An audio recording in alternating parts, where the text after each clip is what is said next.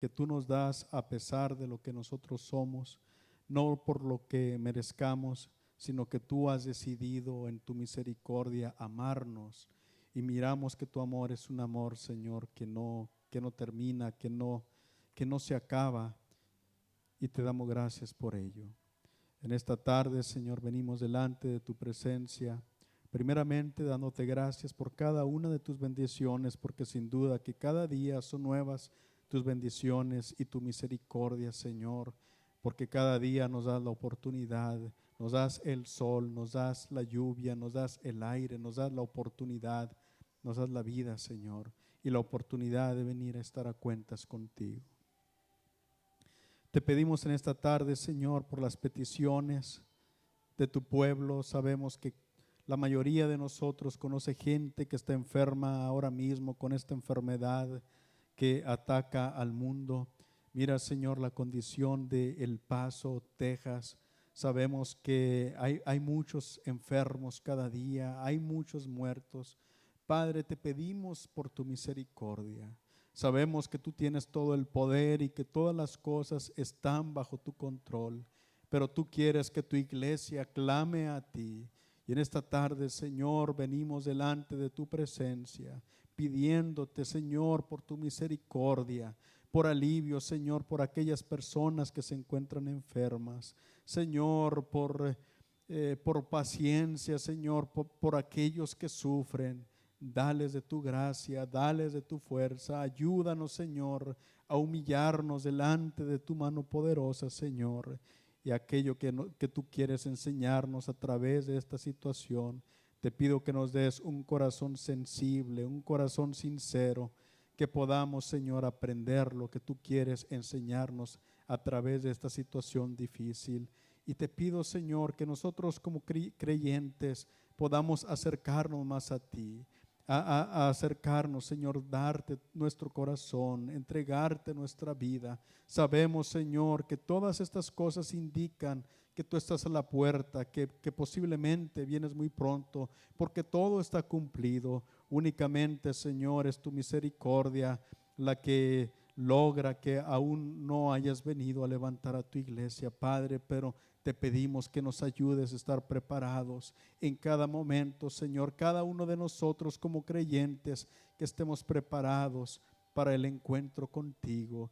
Y aquellas personas, Señor, que aún no te conocen, te pido que les des la oportunidad para venir al encuentro contigo, Señor, para que te puedan también de la misma manera ser salvos. Te pedimos, Señor, también por este país que acaba de pasar por elecciones. Aún hay debate acerca de la legalidad de las elecciones.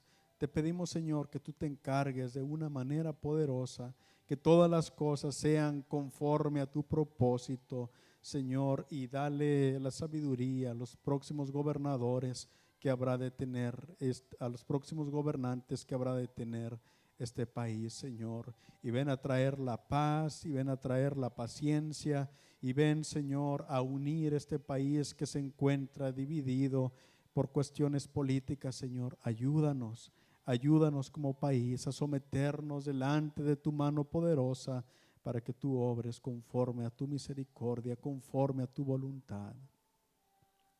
Te pido, Señor, en esta tarde también por cada uno de mis hermanos de esta congregación. Allá donde se encuentran, Señor, seguimos siendo un cuerpo, seguimos siendo tu pueblo, seguimos siendo tu familia, seguimos siendo tus hijos, Señor. Y es tu voluntad que nosotros clamemos los unos por los otros. Alguno de mis hermanos que tal vez se encuentre enfermo, Señor, de esta enfermedad que anda en el viento, en el aire, Señor, o de cualquier otra enfermedad, te pedimos que tú toques con tu mano poderosa, Señor. Ve a tocar, toca con tu mano poderosa a cada uno de mis hermanos que se encuentran enfermos, Señor. Sánalos por tu misericordia, porque por tus llagas nosotros hemos sido sanados, porque en la cruz del Calvario, Señor, tú llevaste también nuestras enfermedades, nuestras dolencias, porque tú eres Jehová nuestro sanador, porque tú eres, Señor, el Rey de gloria, porque tú eres, Señor, el Todopoderoso y tú todo lo puedes hacer, Señor. Pero tu voluntad es que nosotros clamemos a ti, pidamos por tu misericordia y nos humillamos reconociéndote como el Señor Dios Todopoderoso, como aquel que hace todas las cosas. Señor, reconocemos que para ti no hay nada imposible y te pedimos, Señor, que tú toques a cada uno de los hermanos que se encuentran enfermos en esta tarde, Señor, aquellos que están sufriendo también por falta de empleo. Señor, en este tiempo te pedimos que tú obres, que tú suplas cada una de sus necesidades, Señor. Dice tu palabra que busquemos primeramente el reino de Dios y su justicia, y todas aquellas cosas que necesitamos van a venir por añadidura. Te damos gracias, Señor, por tu amor, por tu misericordia. Gracias, Señor, porque a pesar de todo y con todo podemos saber que tenemos un Dios poderoso que nos ama, un Dios que tiene misericordia de nosotros, un Dios que está atento a escuchar nuestro clamor, un Dios que está continuamente en nuestra vida, escuchándonos, mirándonos, Señor, y te pedimos que tú te encargues de todas las cosas. Señor, esos negocios que se encuentran abiertos, Señor, obra, cuida, protege en el nombre poderoso de Cristo Jesús.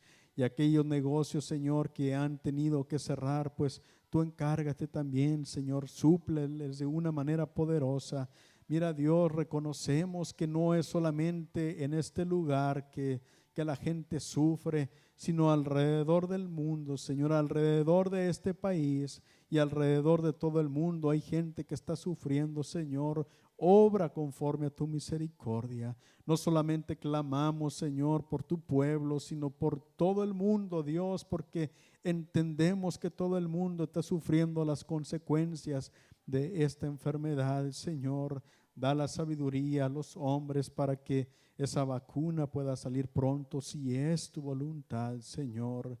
Pero sabemos que tú tienes todo el poder y que tú puedes sanar y que tú puedes quitar todas estas cosas únicamente si tú das tu palabra, únicamente si tú lo dices, Señor, todas las cosas van a ser mejor. Dice tu palabra, Señor, que todas las cosas ayudan a bien a los que te aman, a los que conforme a tu propósito son llamados. Señor, permite que a través de todo esto tu iglesia salga victoriosa. A través de todo esto nosotros podamos salir transformados, Señor, y que todo esto sirva para que nosotros podamos acercarnos más y más a ti. A veces es importante una llamada de atención, que podamos reconocer nuestra condición, que podamos reconocer nuestra debilidad, nuestra insuficiencia, Señor, y reconocer nuestra dependencia en ti. En esta hora, Señor, venimos delante de ti reconociéndote. Tú eres Dios todopoderoso, tú eres el Rey soberano por sobre todo y por sobre todos. Tú abres y nadie cierra, y tú cierras y nadie abre. Tú eres el que tiene la última palabra y tú eres el que tienes control de todo, Señor, y nosotros somos privilegiados de poderte llamar nuestro Dios, nuestro Señor, nuestro Padre. Gracias, Señor, porque podemos sentir tu presencia en nuestras vidas, porque podemos sentir tu cuidado, porque podemos saber, Señor, que tú vas con nosotros y que en medio de todas las cosas tú eres Jehová, nuestro pastor, que nos guarda, que nos protege, que nos lleva, que nos llena de provisión, Señor, que nos protege y que nos bendice. Padre, en tus manos benditas estamos. Esta iglesia, Señor, y todas las iglesias de la región, y todas las iglesias, Señor, que creen en tu nombre, las ponemos delante de tu presencia. Da sabiduría a los pastores, Señor. Da sabiduría a los líderes. Espíritu Santo de Dios, muévete a través de tu iglesia, Señor. No permitas que tu iglesia se enfríe, Señor, sino ayúdanos, Padre, ayúdanos en medio de este tiempo difícil, en medio de la dificultad, en medio de estas tinieblas, Señor, que podamos abrir nuestros ojos espirituales para entender tu propósito, para entender tu voluntad, Señor, y para vivir vidas que te agraden siempre. que podamos ser, Señor, personas como en el Sermón del Monte, personas pobres en espíritu, personas con hambre, con sed de justicia, personas que lloran en tu presencia, personas, Señor, que te aman a ti por sobre todas las cosas, que son mansos, que son humildes, que son obedientes a tu palabra, Señor, que podamos sujetarnos a ti, a tu propósito, a tu voluntad. Pero, Señor, que podamos ser transformados por tu presencia y por tu palabra, en el nombre poderoso de Cristo. En esta hora también, Señor, que vamos a meditar en tu palabra, te pido que venga tu Espíritu Santo de una manera poderosa, abrir nuestro entendimiento, abrir nuestra mente, nuestro corazón, que vengas a iluminar tu palabra en nuestra vida, que vengas a tratar acá en cada uno de nosotros a través de ella, Señor, y que tu palabra pueda ser viva y eficaz, que pueda ser vida para nosotros, Padre, en el nombre poderoso de Jesús. Te pedimos que tú tomes toda la honra, toda la gloria, toda la alabanza, Señor, que solamente te pertenece a ti, Señor. Te amamos y nos humillamos delante de tu mano poderosa, Jesús. Gracias, te damos gracias por el privilegio de estar aquí en tu casa de oración. Gracias por mis hermanos que se encuentran en este lugar y gracias por la oportunidad, Señor, de podernos mirar también a través del internet. Gracias en el nombre poderoso de Cristo. Espíritu Santo de Dios, te pedimos que tú tomes la libertad de nuestra vida en cada uno de nosotros, Señor. Gracias por tu amor y por tu misericordia. En el nombre de Cristo Jesús. Amén. Amén. Gloria a Dios. En esta tarde, hermanos, pues vamos a continuar con el tema que hemos venido tratando. Estamos haciendo un estudio o estamos estudiando los evangelios sinópticos. Ya tenemos varias semanas en lo que es el Sermón del Monte. En la palabra de Dios encontramos varios sermones presentados por el Señor Jesucristo a sus discípulos. Y este es uno de los sermones extensos y uno de los sermones grandes presentados por el Señor Jesús y que son muy importantes para nuestra vida. A veces cuando estamos hablando de los hechos, de los actos del Señor Jesucristo, pues el estudio puede ser más corto, pero estamos hablando de la enseñanza del Señor y entonces queremos aprender acerca de lo que el Señor nos está enseñando. En esta tarde vamos a comenzar en el capítulo 6, en el capítulo 6 de Mateo. Hay algo, sin embargo, que quiero enfatizar acerca de lo que estuvimos hablando la semana pasada. La semana pasada estuvimos hablando acerca del amor y que debemos como creyentes de amar a nuestros enemigos. Y alguno dirá, pero ¿cómo voy a amar al enemigo? No siento amarlo. Pero aquí es importante enfatizar algo que mucho se nos ha dicho desde nuestros púlpitos, y es que en el griego hay 3 diferentes palabras que denotan amor. Yo creo que la mayoría de los que estamos aquí hemos escuchado esto antes, pero es importante volver a mencionarlo. Hemos dicho pues que en griego hay 3 palabras que denotan amor. Una de ellas es philos, que es un amor que denota amistad y hermandad. Es el amor que denominamos el amor filial, el amor entre amigos, entre hermanos, el amor entre familia. Ese es el amor philos. Y ese es un amor que se siente. Todos sentimos aprecio por nuestros familiares, que diremos por nuestros hijos. Existe también el amor eros, que es el amor que tiene que ver con el erotismo y es el amor sexual y es el amor que sucede entre un hombre y una mujer en el matrimonio. Ese es el amor eros, el amor sexual. Y luego encontramos en la palabra de Dios, tomado del griego, la palabra ágape, que hemos dicho que es el amor de Dios. Siempre se nos dice el amor ágape es el amor de Dios. Realmente en el griego no es lo que significaba amor de Dios, pero es el amor que describe más que ningún otro el amor de Dios. Ágape es un amor incondicional, es lo que significa, amor incondicional, donde el dador de este amor da su amor sin importar el merecimiento de la otra persona o no, y solamente busca el bienestar de la persona que recibe ese amor. Entonces es un amor incondicional, es un amor de decisión. Y cuando Dios nos ama de esta manera, con un amor ágape, un amor que no tiene condición. Entonces Dios nos ama a pesar de cómo nosotros somos. Dice en Juan 3:16, porque de tal manera amó Dios al mundo. ¿Cómo era el mundo en ese tiempo cuando Dios amó al mundo? ¿Y cómo es el mundo todavía en nuestro tiempo? Es un amor a un mundo que se ha vuelto enemigo de Dios, que es desobediente a Dios, mas sin embargo Dios le sigue amando tanto a ese mundo que Dios entregó a su Hijo unigénito para que todo aquel que en Él cree no se pierda, mas tenga vida eterna. ¿Y cuántos de nosotros antes de venir al encuentro con Cristo le rechazamos, le negamos?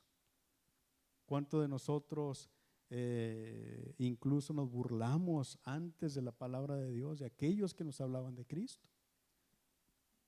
¿Cuánto nos portábamos mal e incluso llegamos a blasfemar del nombre de Dios? Mas sin embargo el Señor nos siguió amando. El Señor le dice a Jeremías, con amor eterno te he amado, por lo tanto te prolongué mi misericordia. El Señor desde la eternidad ya nos amaba. Desde antes de que nosotros existiéramos, desde antes de que hubiera mundo, Dios ya nos amaba con un amor eterno.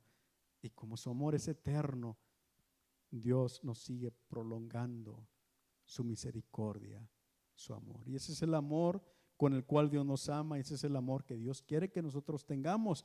Entonces, cuando el amor es sin condición, entonces podemos entender que podemos amar a nuestros enemigos. Porque no importa lo que usted haga o lo que deje de hacer, no hay nada que usted pueda hacer para que Dios le ame más. Y no hay nada que usted pueda hacer para que Dios le ame menos. Obviamente la forma como nosotros vivimos va a determinar cuál va a ser nuestro futuro, cuál va a ser nuestra eternidad. Pero no porque Dios nos ame más o nos ame menos, sino que simplemente Dios estableció leyes bajo las cuales, si usted recibe a Cristo, si usted es obediente a la palabra de Dios, usted va a pasar la eternidad con Él. Pero si usted decide vivir lejos de Cristo, si no quiere nada con Dios, pues la eternidad la va a pasar lejos de Dios, la va a pasar sin Dios. ¿Porque Dios le amó menos? No, porque Dios estableció las leyes, pero Dios nos sigue amando, amando siempre, sin importar lo que nosotros hagamos o dejemos de hacer. Entonces, a nuestros enemigos, y ojalá que no tengamos enemigos, pero si es que hay alguno que podemos considerar nuestro enemigo, dice la palabra de Dios que debemos de amarle. Sin importar lo que haga, lo que deje de hacer, la palabra de Dios dice que de todos modos debemos de amarle. ¿Y cómo vamos a amar a la persona? Con una decisión. Yo decidí amar a esa persona que me hizo mal, que me ofendió, que me lastimó. La voy a amar y yo voy a orar por esa persona. No para que el Señor trate con ella, sino para que el Señor la bendiga, la guarde. Yo le voy a pedir perdón a Dios porque yo siento algo en contra de esa persona, y yo le voy a pedir a Dios que Dios bendiga a esa persona. Y cuando yo hago eso, cuando yo tomo la decisión y actúo en consecuencia, entonces va a llegar el momento en que verdaderamente no solamente va a ser una decisión, sino que voy a sentir amar a esa persona, voy a sentir amor por esa persona. Y bajo esa óptica, hermanos, entonces es más fácil evitar el divorcio. Cuando yo amo a mi cónyuge, a pesar de lo que sea, con un amor, no solamente un amor filos o un amor eros, sino con un amor agape, que yo amo a mi cónyuge, no importa lo que haga, yo no lo puedo amar más o lo puedo amar menos, no importa lo que haga, no importan las consecuencias de la vida. Ese debería de ser el amor también dentro de nuestro matrimonio. Y si tenemos un amor así, entonces es más fácil que nuestros matrimonios perduren, que nuestros matrimonios duren. Mientras hablamos, hermanos, si hay preguntas o comentarios, usted puede levantar su mano y hacer su comentario, y luego tenemos que repetir aquí en el micrófono. Hermano Gianni.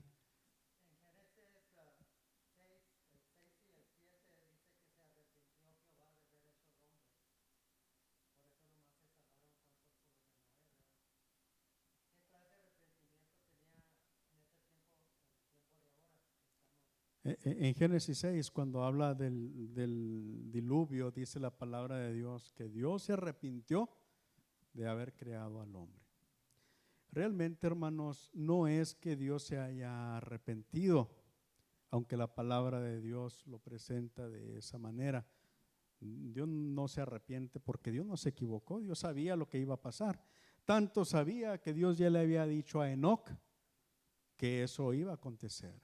Matusalén sabía de eso, y sin duda que Noé lo sabía. Dice la palabra de Dios que duró muchos años construyendo un arca y predicándole a las personas. Entonces Dios ya sabía lo que iba a suceder, solamente que a veces Dios es más grande que nuestro pensamiento, que lo que nosotros podemos entender, y por eso a veces, para que nosotros podamos entender algo que está aconteciendo, se le dan a Dios atributos humanos.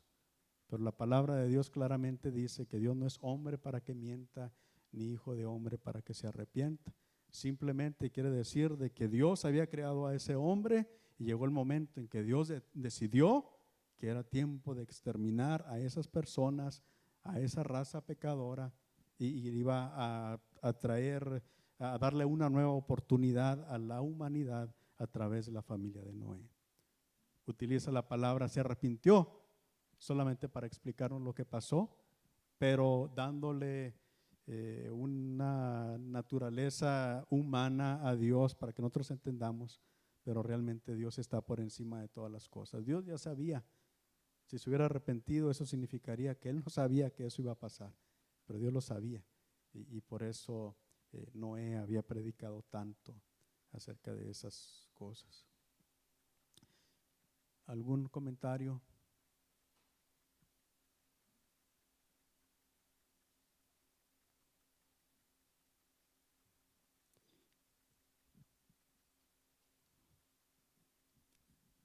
Y Dios amó tanto a esa raza humana que todavía trajo a Noé, y todavía a Noé le dijo, llena la tierra. Llena la tierra, era el mandamiento todavía, que poblara la tierra, porque Dios amaba a la humanidad. Bien, hermanos, vamos adelante entonces, vamos a comenzar con el capítulo 6 de Mateo. Dice la palabra de Dios en el nombre de Jesús, guardaos, capítulo 6, verso 1 dice, guardaos de hacer vuestra justicia delante de los hombres. Hay gente que es injusta, pero cuando está delante de los hombres va a hacer justicia. Dice la palabra de Dios, guardaos de hacer justicia delante de los hombres. ¿Para qué? Para ser vistos de ellos.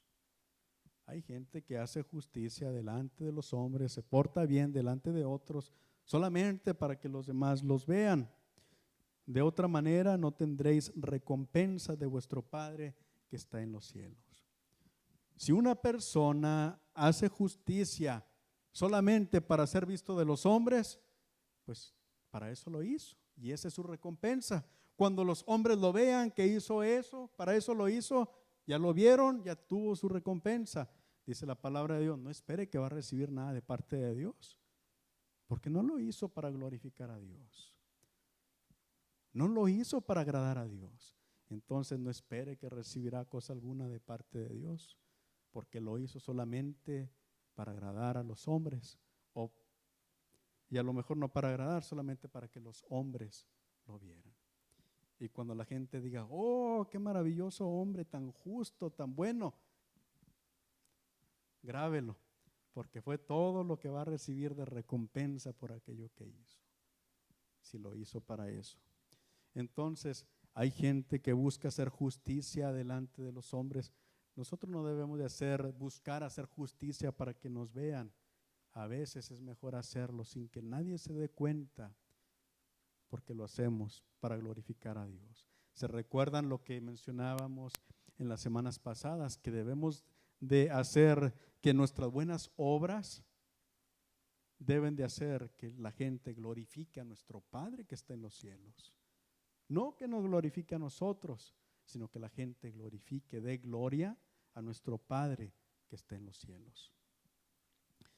El verso 2, cuando pues des limosna, no hagas tocar trompeta delante de ti, como hacen los hipócritas en las sinagogas y en las calles para ser alabados por los hombres. De cierto os digo que ya tienen su recompensa. Entonces, aquel que ayuda a los pobres, aquel que da limosna y luego enseña a todos que está dando esa limosna, o proclama o presume de lo que hizo. Eso es lo que significa hacer tocar trompeta delante de él. Y dice que algunos lo hacían en las sinagogas y en las calles para ser vistos de todos. Entonces, esa es su recompensa. Lo hicieron para ser vistos de toda la gente. Y dio un donativo muy grande, pero lo dio para que la gente lo mirara. No espere que va a recibir una bendición de parte de Dios. No importa cuánto haya dado, lo perdió. Y si la gente, y si oye que alguien dijo algo bueno por lo que usted hizo, pues entonces grábelo, que se le quede bien grabado en su memoria, porque fue toda la recompensa que va a recibir. Porque para eso lo hizo, no lo hizo para glorificar a Dios. Ahí el Señor utiliza la palabra hipócritas. La palabra hipócrita realmente significa un actor. Es alguien que actúa, no es alguien que es genuino, es alguien que se para en un escenario y hace una actuación, y eso es lo que esta gente está haciendo. Actúa delante de la gente para que la gente crea que soy bueno. Y cuando el Señor habla de que eso era lo que hacían los hipócritas en las sinagogas, obviamente se estaba refiriendo a los religiosos de su tiempo, a los fariseos. Y qué triste que el Señor cataloga así a las personas religiosas, en lugar de reconocerlos como gente sincera que trata de agradar a Dios, que lo reconozca como personas que solamente están actuando para convencer a otros. Ojalá, hermanos, que nosotros seamos sinceros, que Dios cuando nos mire sinceridad en nuestra vida, que no aparentemos ser cristianos, que no aparentemos ser hijos de Dios, que no aparentemos solamente amar a Dios, sino que verdaderamente nuestro corazón sea sincero delante de Dios. El verso 3. Mas cuando tú des limosna, no sepa tu izquierda lo que hace tu derecha, para que sea tu limosna en secreto, y tu Padre que ve en lo secreto te recompensará en público. Realmente está enfatizando lo mismo, que nadie sepa lo que hiciste bien, la limosna que diste, no lo proclames, para que sea en secreto, y tu Padre que ve en secreto entonces te recompensará en público. Vamos a mirar qué dice Proverbios en el capítulo 9, verso 17.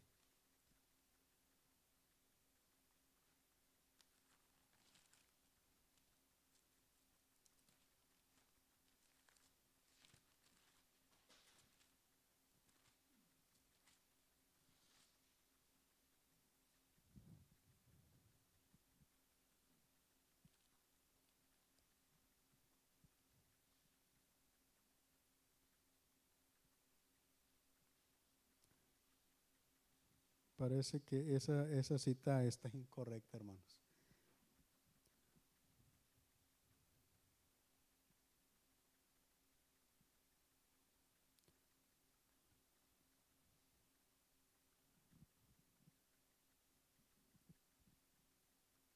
Bien, pero dice la palabra de Dios que debemos de dar en privado, que debe ser secreto, para que tu Padre te ve en secreto, entonces te va a recompensar en público. Muy bien. Vamos al verso 5, dice, y cuando ores, no seas como los hipócritas. Otra vez está la palabra allí hipócrita, que significa un actor. Dice, porque ellos aman el orar en pie en las sinagogas y en las esquinas de las calles para ser vistos de los hombres. De cierto os digo que ya tienen su recompensa. Entonces, esta gente, los religiosos, mire, los fariseos, en este tiempo les gustaba ser reconocidos. Y realmente la gente los veía y lo reconocía como gente que era muy justa. Ellos tenían un montón de ceremonias, de ritos y de cosas que hacían para guardar la ley, hasta en la forma de vestir, en la forma de caminar, en la forma de hablar. Ellos se podía denotar su religión y su obediencia a la ley. Pero el Señor dice que eran hipócritas, porque se paraban en las esquinas de las calles y en público en la sinagoga a orar para que la gente los mirara. Allá en Hechos, en el capítulo 3, en el verso 1, nos dice que había un día cuando Pedro y Juan iban al templo a la hora de la oración. Quiere decir que había un tiempo cuando era el tiempo de orar. Y a veces había estas personas que a lo mejor calculaban el tiempo y decían, a tal hora, sin querer voy a ir pasando por la esquina más transitada de la ciudad. Y llegaba la hora de la oración y no alcanzaban a llegar a la sinagoga. Y ahí en medio de la esquina donde todos estaban mirando, ahí comenzaban a orar y la gente volteaba y lo veía y decía, mira qué hombre tan justo. No llegó, no se esperó a llegar hasta su lugar a donde iba. Era la hora de la oración y comenzó a orar. Y la gente los reconocía por su oración. ¿Y qué era lo que pasaba? Pues era toda la recompensa que iban a recibir. Porque oraban para ser vistos de los hombres solamente.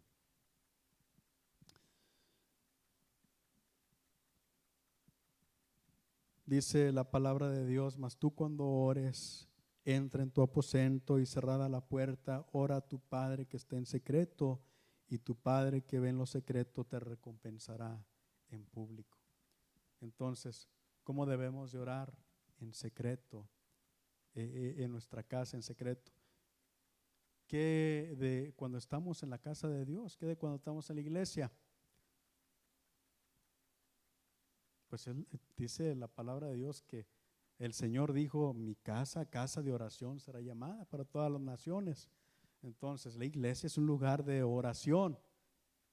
A eso vinimos a la casa de Dios, a orar. Pero, y tristemente a veces miramos que hay personas que les gusta orar para que la gente los mire y llaman la atención. He visto casos de gente que a la hora de la predicación se ponen a hablar en lenguas delante de todos y todo eso es para llamar la atención. Y el apóstol Pablo hablaba claramente en contra de eso, que había tiempo para todo. Y realmente a la hora de orar, pues vamos a orar. Y si usted a la hora de la predicación tiene necesidad de orar, pues ore en privado. No ore para llamar la atención, pero más bien dice la palabra de Dios que oremos en secreto, en nuestra casa, escondido.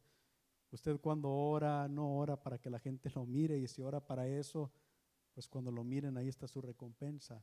Cuando nosotros oramos, oramos para humillarnos delante de Dios, para ser transformados, para ser cambiados más como Él es, para que Él haga su propósito en nuestra vida. Ese debería de ser el propósito de nuestra oración. El verso 6 dice: mas tú cuando ores, entra en tu aposento, cerrada la puerta, ora a tu Padre que está en secreto, y tu Padre que ve en lo secreto te recompensará en público. En la palabra de Dios, en Hechos capítulo 10, encontramos un ejemplo de esto. Cuando había este centurión de Cesarea que se llamaba Cornelio, que estaba orando, y luego el Señor estaba orando en su casa y el Señor le reveló que fuera a un lugar donde se encontraba uno que se llamaba Pedro y que él le iba a enseñar acerca de la palabra de Dios. Y luego por allá se encontraba Pedro también orando y el Señor le revela y dice: van a venir unos hombres por ti y no rehuses a ir con ellos. Entonces, ¿qué es lo que sucede? Que estos hombres estaban orando y Dios contestó la oración de ellos. ¿Y cuántos de nosotros podemos testificar de que el Señor contesta nuestras oraciones? En público, en privado, nosotros oramos y el Señor contesta nuestras oraciones. Vamos adelante. El verso 7 dice: y orando no uséis vanas repeticiones. La palabra vana significa vacía. Entonces, cuando oren, no usen repeticiones vacías como los gentiles, que piensan que por su palabrería serán oídos. Es cierto que nosotros somos considerados gentiles porque no somos judíos, pero realmente aquí este pasaje se refiere a gente pagana, gente que no creía en Dios. Y ellos hacían vanas repeticiones cuando oraban a sus dioses. Y dice la palabra de Dios que por su vana palabrería y por todo lo que ellos hablaban, por muchas palabras que ellos decían, pensaban que ellos iban a ser oídos. Vamos a mirar que más adelante el Señor les enseña cómo orar y encontramos ahí la oración del Padre Nuestro. Y algunos, en desobediencia a este pasaje, lo aprenden y lo repiten y lo repiten, a tal grado que a veces ni siquiera están pensando en lo que están repitiendo, y eso se vuelve una repetición vana, una repetición vacía, y a veces lo consideran como si fuera una clave mágica, y piensan que por que lo repiten tantas veces, un número determinado de veces, que por eso Dios los va a escuchar. Pero eso no debe de ser así. Entonces, cuando entramos a la oración del Padre Nuestro, miramos que es más bien una forma de orar, nos enseña cosas acerca de la oración, de cómo debemos de orar, pero el Señor no nos enseña que debemos de repetirla, que debemos de aprenderla de memoria y repetirla. ¿Es malo que alguna vez repitamos el Padre Nuestro nosotros en nuestra oración? No es malo si no la aprendemos y oramos sabiendo lo que estamos orando. Padre Nuestro, reconociendo realmente lo que la palabra de Dios dice. Pero si lo vamos a repetir de una forma vacía, nomás por repetirlo como si fuera una clave mágica, entonces eso está en desobediencia a la palabra de Dios. Hermano Ofelia, ¿tenía un comentario?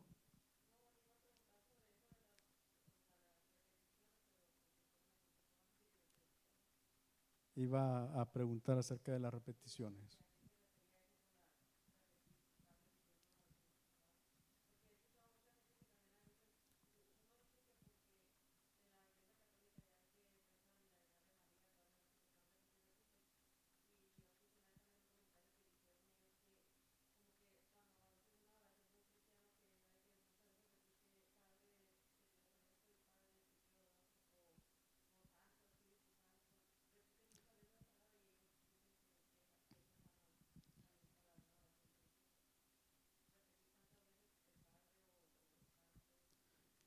nosotros aplicamos, dice bien hermana, nosotros aplicamos mucho este pasaje o pudiéramos pensar más bien en los católicos que repiten varias veces el Padre Nuestro o otros rezos o otras oraciones que ellos se saben y que piensan que por repetir tantas veces van a ser escuchados. Bueno, la palabra de Dios no autoriza eso. Y es cierto que a veces nosotros como cristianos, no tanto como dice usted, que usamos mucho la palabra Padre o alguna palabra, es cierto que a veces a lo mejor repetimos una palabra queriendo parecer más espirituales o lo que sea, o porque es la forma como lo hacemos. Pero más bien nosotros como cristianos a veces podemos caer en el error de que muchas veces oramos por lo mismo y a veces ya ni siquiera sabemos lo que estamos orando. A veces estamos orando y nuestra mente anda por allá haciendo otras cosas. Estamos orando y estamos pensando en el trabajo o pensando en cualquier otra cosa. A veces cuando oramos por los alimentos se vuelve algo tan vacío de que oramos y ya no sabemos lo que decimos siempre y a veces lo repetimos y nada más. No, cuando oremos, orar es hablar con Dios y cuando hablamos con Dios tenemos que poner toda la atención de nuestra parte, darle a Dios el lugar que a Él le pertenece, entregarle nuestro corazón cuando estamos orando y reconocerlo, darle a Él la honra, la gloria que a Él verdaderamente le pertenece. Y eso lo vamos a mirar ahorita que entremos a la oración de el Padre Nuestro. Hermano Miguel.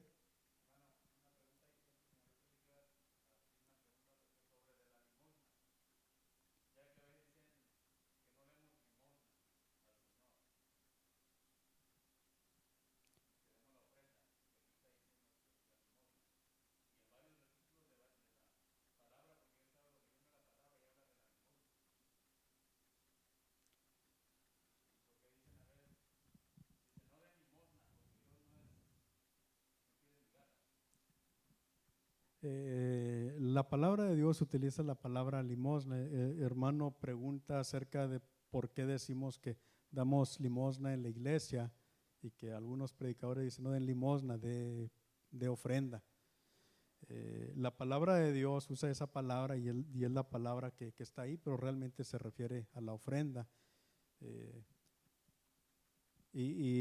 Seguramente los predicadores o la persona que está en el púlpito bien intencionada dice no de limosna, de ofrenda, refiriéndose a que no debemos de dar cualquier cosa o lo que nos sobra. Y realmente, hermanos, pues cuando le damos a Dios debemos de darle lo mejor que nosotros podamos darle, porque en realidad todo es de Él. Todo es de Él hasta nuestra vida y realmente vamos a mirar cuando regresemos a nuestros estudios, cuando entremos al curso de mayordomía cristiana, que todo lo que nosotros tenemos, incluso nuestra vida, lo que nosotros poseemos, todo es de Él. Y nosotros solamente Dios nos lo presta para administrarlo y entonces cuando le damos a Él, le tenemos que dar lo mejor que nosotros podemos. Pero es la palabra que se usa aquí, pero realmente no quiere decir que le debemos de dar una migaja al Señor. Tenemos que darle lo mejor que nosotros podamos darle. Vamos adelante.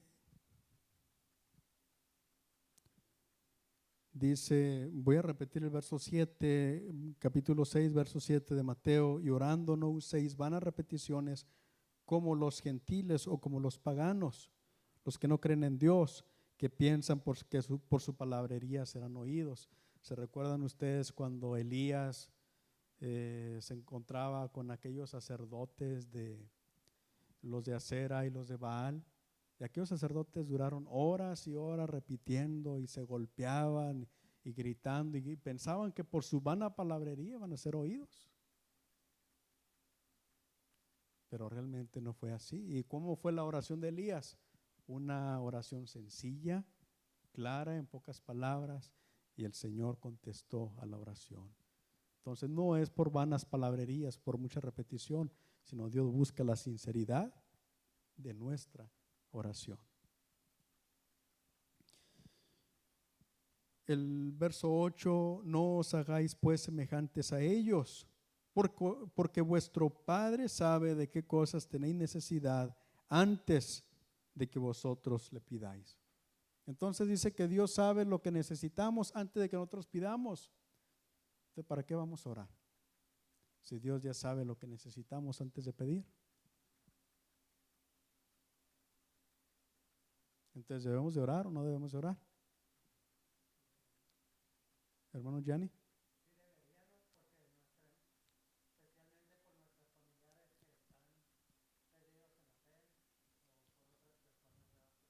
Pero Dios ya sabe que esas personas tienen necesidad. ¿Por qué vamos a pedir por ellas si Dios sabe que esas personas tienen necesidad?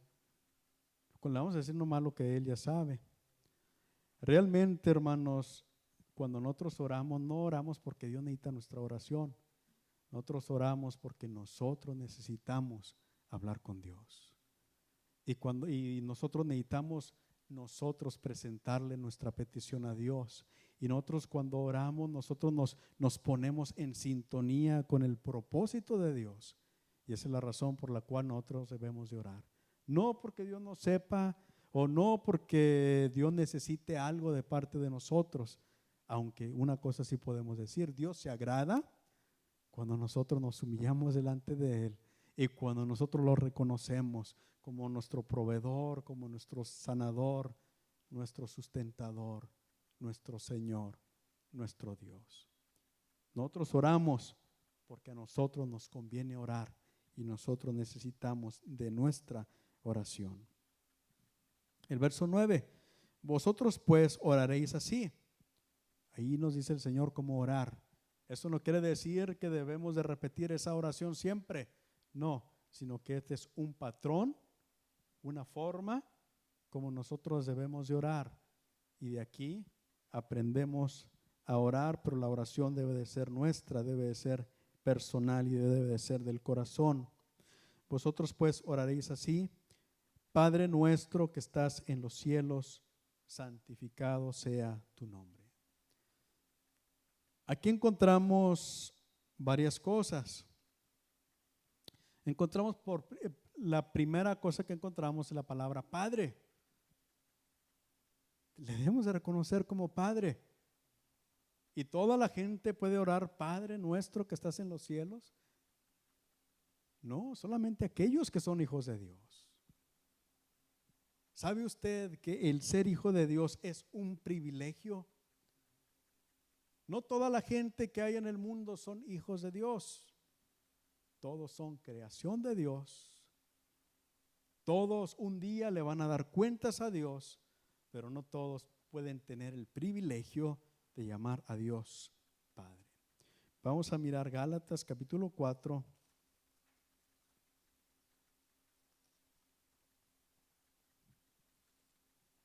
Gálatas capítulo 4, verso 4 en delante.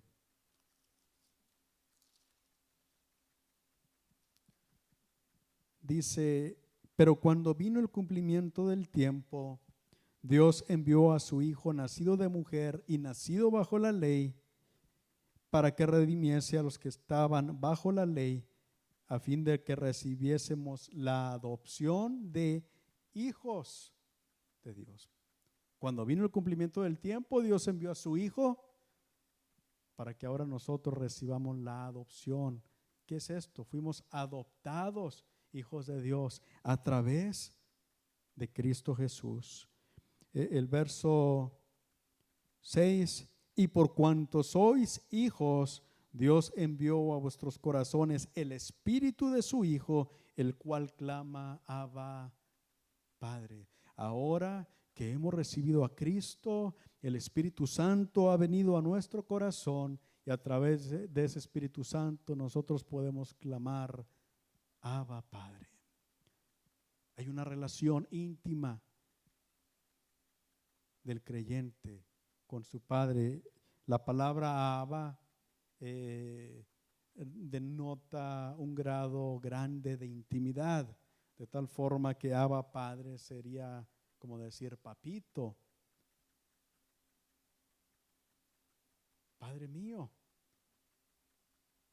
con mucho, un papá, pero con mucho cariño.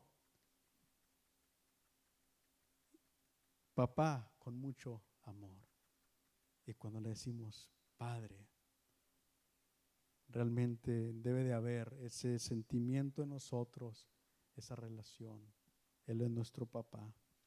Y así dice el verso 7, que ya no eres esclavo, sino hijo.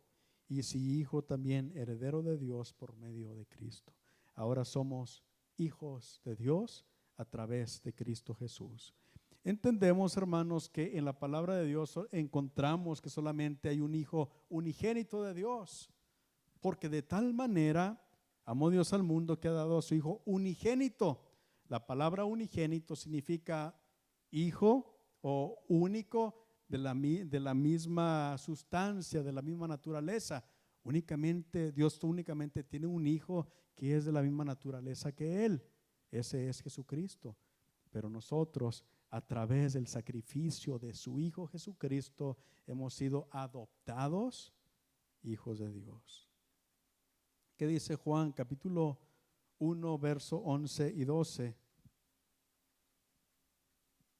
A lo suyo vino y los suyos no le recibieron, mas a todos los que le recibieron, a los que creen en su nombre, les dio potestad de ser hechos hijos de Dios. Entonces, cuando decimos Padre, esto es a lo que se refiere. Estamos reconociendo el privilegio de la misericordia de Dios hacia nosotros. Y luego dice nuestro, Padre nuestro. A veces somos egoístas y pensamos solamente en nosotros, pero Dios no trata con una persona individual. Dios quiere que haya unidad entre el pueblo de Dios. Padre nuestro. Cuando utiliza la palabra nuestro, esto denota apropiación. Es Padre mío, pero no solamente mío, es Padre de todos nosotros. Esto denota que debe de haber unidad entre el pueblo. Mateo 18:20 dice el Señor: donde están 2 o 3 congregados en mi nombre, ahí estoy yo en medio de ellos, dice el Señor. ¿Qué pasa si yo estoy solo? ¿El Señor está ahí? El Señor está ahí. Pero cuando nos congregamos en su nombre, el Señor se manifiesta, el Señor se regocija y el Señor está ahí presente, porque el Señor le gusta la unidad de su pueblo. Vamos a mirar qué dice Efesios 4, del 1 al 6. Yo pues preso en el Señor, Efesios 4, 1 en delante, yo pues preso en el Señor, os ruego que andéis como es digno de la vocación con que fuisteis llamados, con toda humildad y mansedumbre, soportándoos con paciencia los unos a los otros en amor, solícitos en guardar la unidad del Espíritu en el vínculo de la paz, un cuerpo y un espíritu, como fuisteis también llamados en una misma esperanza de vuestra vocación, un Señor, una fe, un bautismo, un Dios y Padre de todos, el cual es sobre todos y por todos y en todos. Entonces, debe de haber unidad en la iglesia. Hay veces, hermanos, que nosotros se nos ha enseñado a leer la Biblia y aplicarla a nosotros. Y luego leemos que dice Juan 3:16, porque de tal manera amó Dios a Ricardo, que dio a su Hijo unigénito para que cuando Ricardo cree en Él, no se pierda, mas tenga vida eterna. Y está bien, porque lo aplico a mi vida y me hago las promesas de Dios, las aplico a mi vida. Pero no podemos ser egoístas, tenemos que entender que es la bendición para todos. Y debemos de mirarnos por eso como un solo cuerpo, como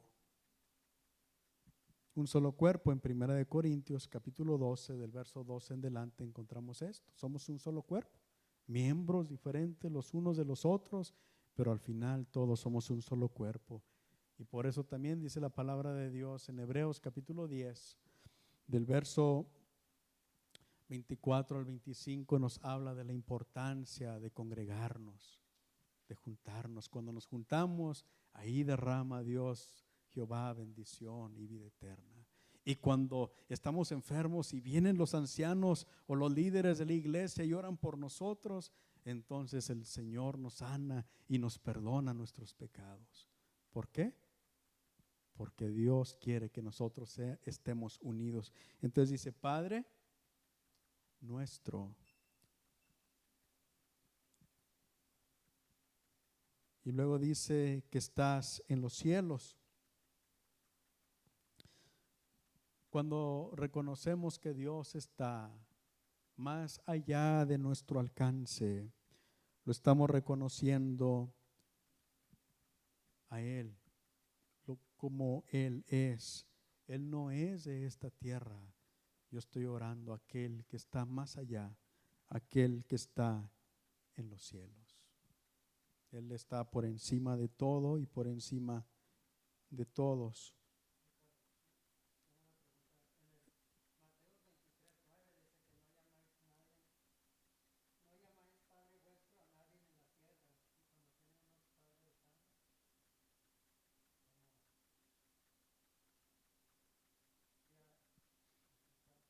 ¿En dónde está ese pasaje, hermano? Mateo 23, 9.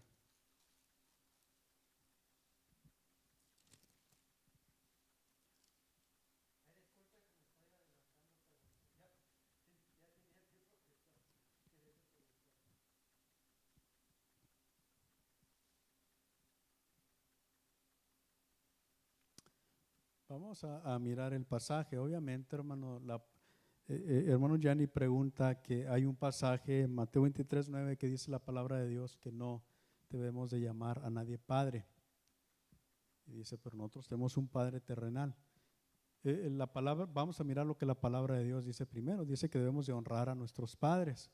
Y es un mandamiento que debemos de honrar a nuestros padres para que nos vaya bien en la tierra. Y dice la palabra de Dios que es el primer mandamiento con promesa. Entonces, a nuestros padres en la tierra debemos de reconocerlos. Pero vamos a mirar qué dice el pasaje, Mateo capítulo 23,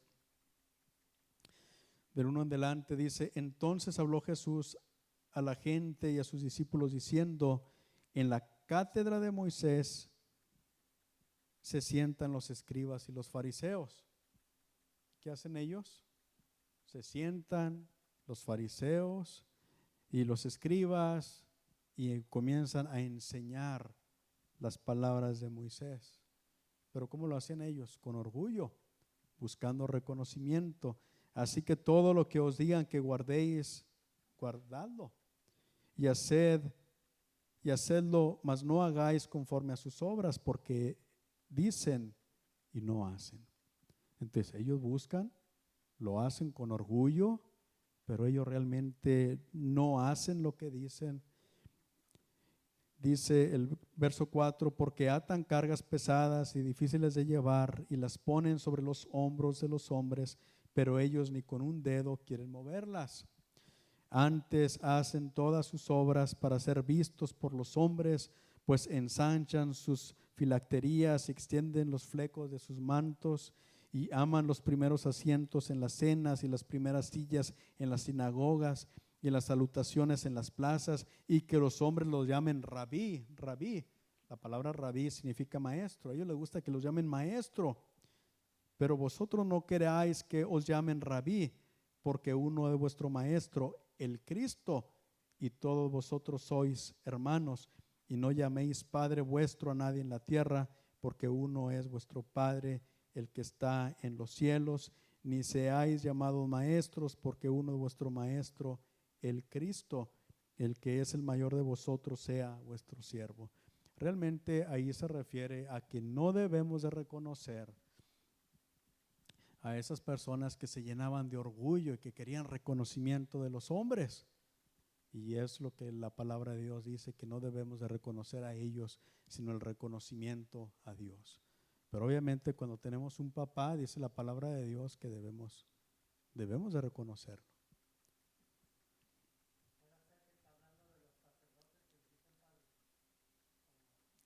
Se puede aplicar, hermano, sí se aplica a los sacerdotes y realmente ellos se llaman padre porque ellos se consideran como padres de la congregación, como papá de la congregación, pero realmente lo que está viendo ahí es un reconocimiento a ellos como personas, pero realmente tenemos un Padre, nuestro Padre Celestial, y fuera de nuestro Padre Celestial tenemos un Padre terrenal, y la palabra de Dios sí nos enseña que nuestro Padre terrenal tenemos que reconocerlo,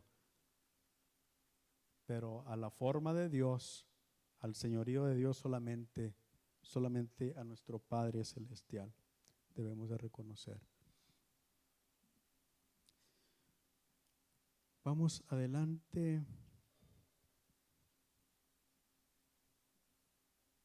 A ver, hermano, ya ni me interrumpió. ¿En dónde íbamos? Recuérdeme.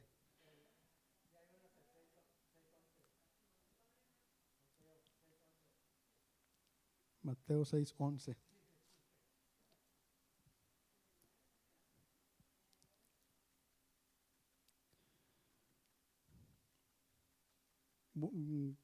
Mateo 6:9 dice, vosotros pues oraréis así, Padre nuestro que estás en los cielos, y luego dice, santificado sea tu nombre.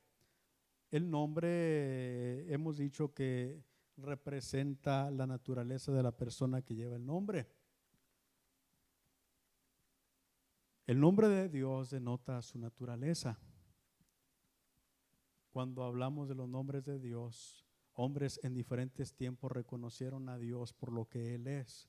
Cuando Dios proveyó el cordero para el holocausto, dijo Abraham, Jehová Jireh, Jehová proveerá. Le reconoció como el proveedor. Él sabía que Él era Dios, pero reconoció que no era cualquier Dios, era un Dios proveedor. En la palabra de Dios se reconoce a Dios también como el sanador,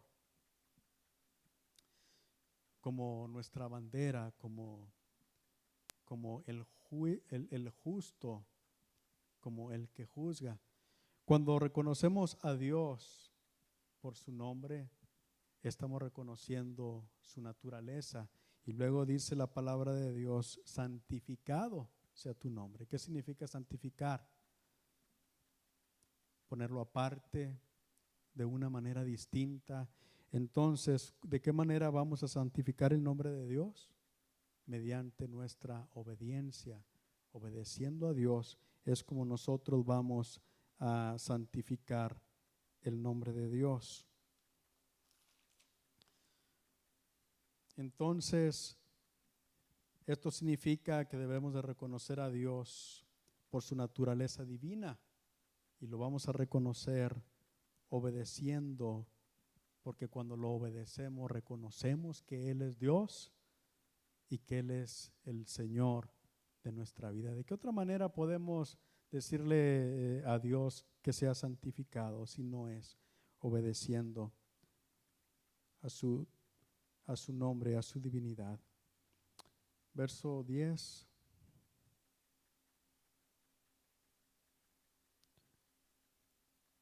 Venga tu reino, hágase tu voluntad como en el cielo, así también en la tierra. Los judíos, hermanos, esperaban el establecimiento del reino de Dios.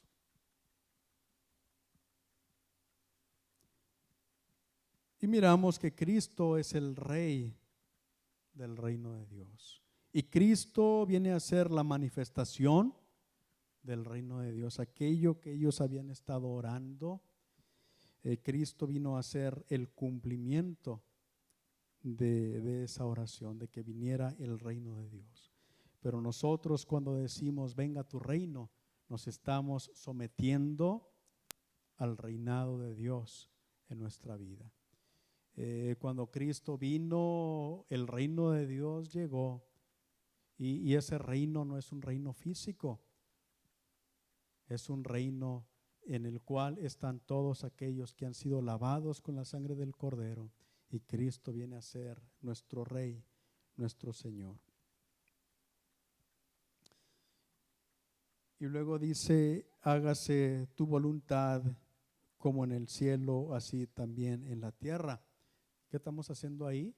Someternos a su voluntad, que se haga su voluntad, así como en el cielo, así también en la tierra. Sabemos que Dios en el cielo tiene una voluntad, tiene un propósito para nuestra vida, para cada uno de nosotros. Dios nos creó con un propósito. Y cuando oramos así le decimos, Señor, que esa voluntad, que ese propósito que tú tienes en el cielo sea hecho también en la tierra, en mi vida.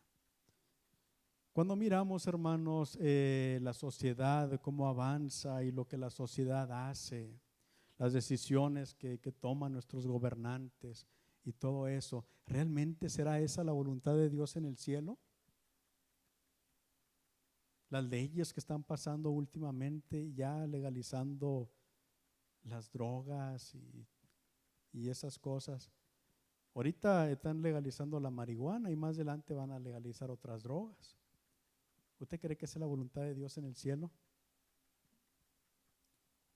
¿Usted cree que es la voluntad de Dios que los abortos sean legalizados y que cada vez más sea más permisivo todo esto? Que cada vez haya menos restricciones en cuanto al aborto, en cuanto al periodo de gestación que se necesita para que haya un aborto. ¿Usted cree que sea la voluntad de Dios que haya matrimonios del mismo sexo y eso será la voluntad de Dios en el cielo? Realmente no. Esa no es la voluntad de Dios. Y nosotros como iglesia debemos de orar para que sea hecha la voluntad de Dios. Orar para que sea como Él quiere en el cielo, que así suceda también en la tierra. Entonces nosotros no podemos estar de acuerdo con todas estas cosas que están abiertamente en oposición a la palabra de Dios, abiertamente opuestas a la voluntad de Dios. Hágase tu voluntad como en el cielo, así también en la tierra. Entonces eso habla de que debemos de someternos al propósito divino. El pan nuestro de cada día, dánoslo hoy.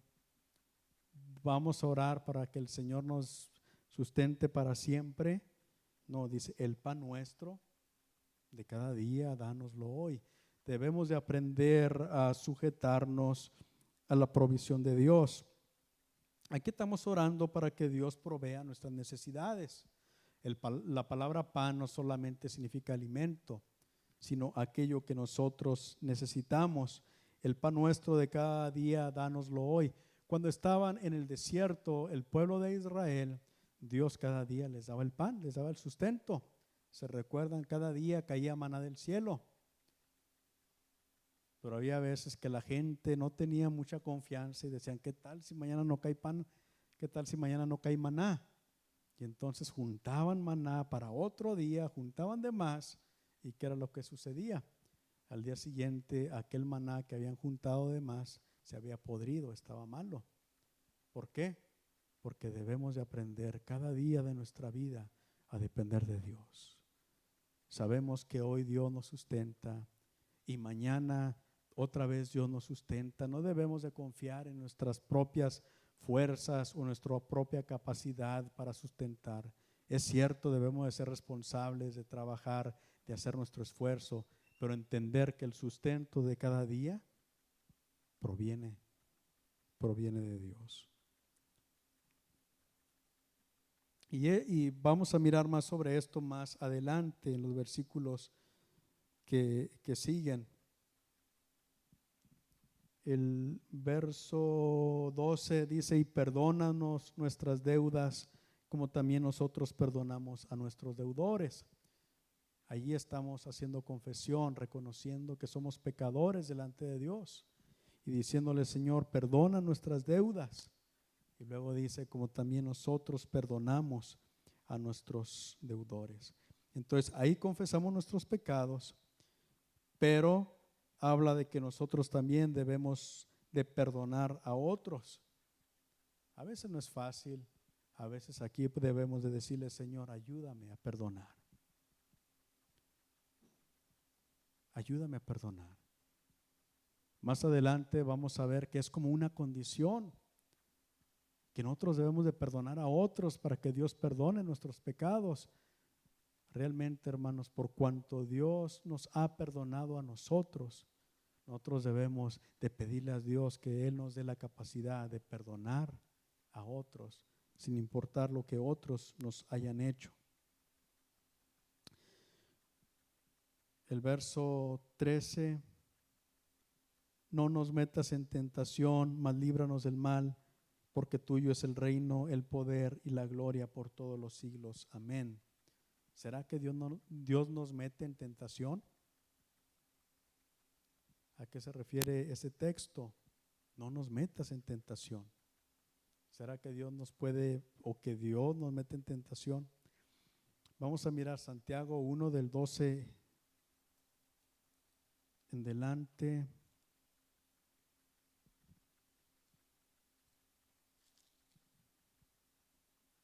Santiago 1:12 dice: bienaventurado el varón que soporta la tentación, porque cuando haya resistido la prueba, recibirá la corona de vida que Dios ha prometido a los que le aman. Entonces, bienaventurado el varón que soporta la tentación. Mire lo que dice el verso 13: cuando alguno es tentado, no diga que es tentado de parte de Dios, porque Dios no puede ser tentado por el mal, ni Él tienta a nadie. Entonces, ¿de dónde viene la tentación? El verso 14 dice: sino que cada uno es tentado cuando de su propia concupiscencia es atraído y seducido. ¿Cómo somos tentados? Tenemos concupiscencias dentro de nosotros y esas concupiscencias hacen que seamos atraídos y seducidos. El verso 15: entonces la concupiscencia, después que ha concebido, da a luz el pecado, y el pecado, siendo consumado, da a luz la muerte. Entonces primero es nuestra concupiscencia, luego nuestra tentación y luego nuestro pecado, y al final la paga del pecado es la muerte. Entonces cuando dice líbranos, no nos metas en tentación, mas líbranos del mal, estamos pidiendo al Señor. Antes confesamos nuestros pecados y le dijimos: Señor, perdona nuestros pecados. Y ahora estamos confesando no solamente nuestros pecados, sino también nuestras debilidades. Señor, tú conoces mis debilidades. Líbrame de la tentación. Líbrame del mal. Líbrame, Señor, de pecar. ¿Acaso podríamos engañar a Dios? Y a veces podremos engañar a otros, a veces podremos engañar a nosotros mismos, creyendo que somos muy buenas personas o muy justos. Pero a Dios debemos de confesarle nuestras debilidades. Señor, tú conoces mis debilidades. A veces Él las conoce mejor que nosotros mismos. Por eso el salmista decía: Señor, mírame, analízame, examíname, y si hay en mí camino de perversidad, cámbiame.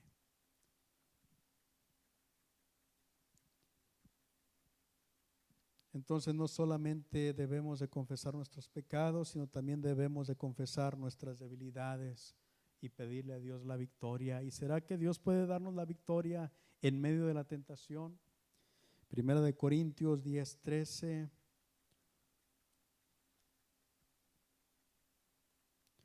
No os ha sobrevenido ninguna tentación que no sea humana, pero fiel es Dios, que no os dejará ser tentados más de lo que podéis resistir, sino que dará también juntamente con la tentación la salida para que podáis soportar. Dios no permite que seamos tentados más de lo que podamos resistir, sino que juntamente con la tentación, o cuando viene la tentación, Él nos da la salida para que nosotros podamos resistir. Entonces, ¿por qué hay creyentes que parece que no pueden vencer la tentación?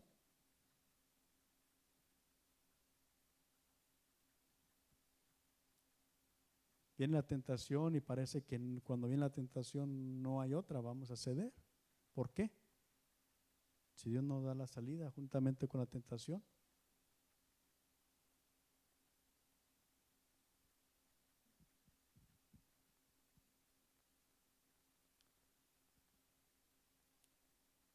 Ya casi voy a terminar. Yo sé que ya ha pasado el tiempo.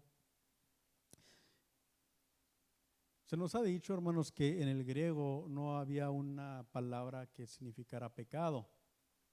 Entonces, la palabra pecado que se utiliza, o la palabra que se utiliza para denotar el pecado, es la palabra errar al blanco. Errar al blanco, pero la idea es de una persona que está intentando dar en el blanco y yerra. Así debería de ser nuestra condición, así debería de ser nuestro pecado. Intentar siempre dar en el blanco, pero cuando pecamos es porque erramos, pero nuestro intento fue siempre dar en ese blanco. Pero realmente la mayoría de las veces cuando fallamos, cuando pecamos, no intentamos dar en el blanco. Estamos deliberadamente tirando a otras partes. Fuimos seducidos por nuestra concupiscencia, atraídos. Y pecado no siempre es cerrar al blanco. Pecado la mayoría de las veces es una decisión que nosotros tomamos. Y luego decimos, no, es que no pude resistir. No, usted tomó la decisión de desobedecer a Dios. Usted tomó la decisión de hacer lo que usted quería hacer. Ahora, hay veces que la tentación es muy fuerte. Bueno, hay varias cosas que la palabra de Dios nos enseña respecto a esto. Para poder vencer necesitamos ser espirituales. Necesitamos alimentarnos de la palabra de Dios. La palabra de Dios es lo que nos purifica. La palabra de Dios es la espada que penetra hasta partir el alma y el espíritu. Es la que nos transforma, penetra hasta adentro y quita aquellas cosas que a Dios no le agradan. Si leemos la palabra de Dios, si vivimos en continua oración buscando la voluntad de Dios,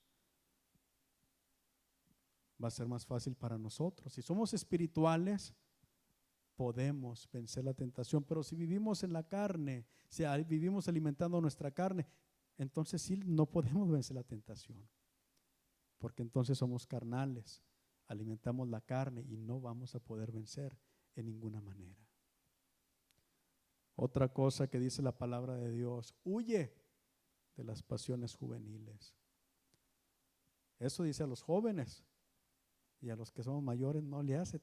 Si tenemos pasiones tenemos que huir de la misma manera. La tentación, hermanos, no debemos de buscar la tentación para vencerla. Cuando sabemos que hay algo que produce en nosotros tentación, debemos de huir y no ponernos en peligro. Cuando hagamos esas cosas, cuando huyamos de la tentación y cuando vivamos buscando al Señor, leyendo su palabra, orando, va a ser mucho más fácil para nosotros vencer la tentación. ¿Comentarios?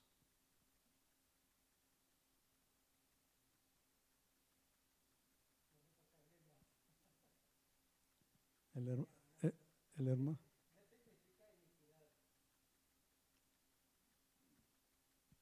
¿Qué significa iniquidad? Pues no está el pastor para que nos la defina.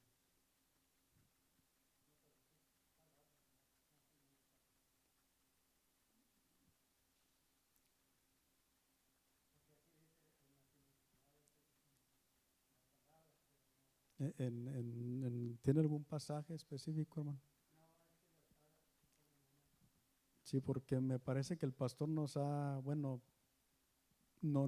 hablado acerca de la diferencia entre el pecado y la iniquidad. La iniquidad más bien tiene que ver con la condición de dentro de mí. El pecado es lo que actúa, pero a veces yo peco porque soy inicuo, porque esa es mi naturaleza de iniquidad. Bien, hermanos, ¿hay alguna otra pregunta o comentario? Si no,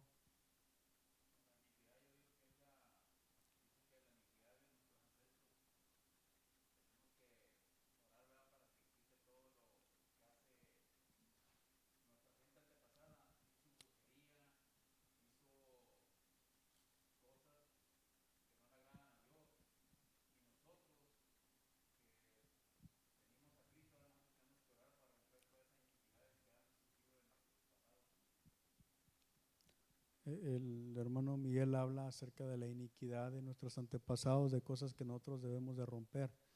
La iniquidad tiene que ver con una actitud del corazón, con la naturaleza de la persona. Y es cierto que a veces lo heredamos y eso, pero es algo que está arraigado dentro del corazón de la persona. Y nosotros debemos de orar para que el Señor quite esa iniquidad de nuestra vida y para que nos ayude a no pecar. Bien, hermanos, vamos a despedirnos en esta tarde, ya pasó el tiempo. El hermano Gianni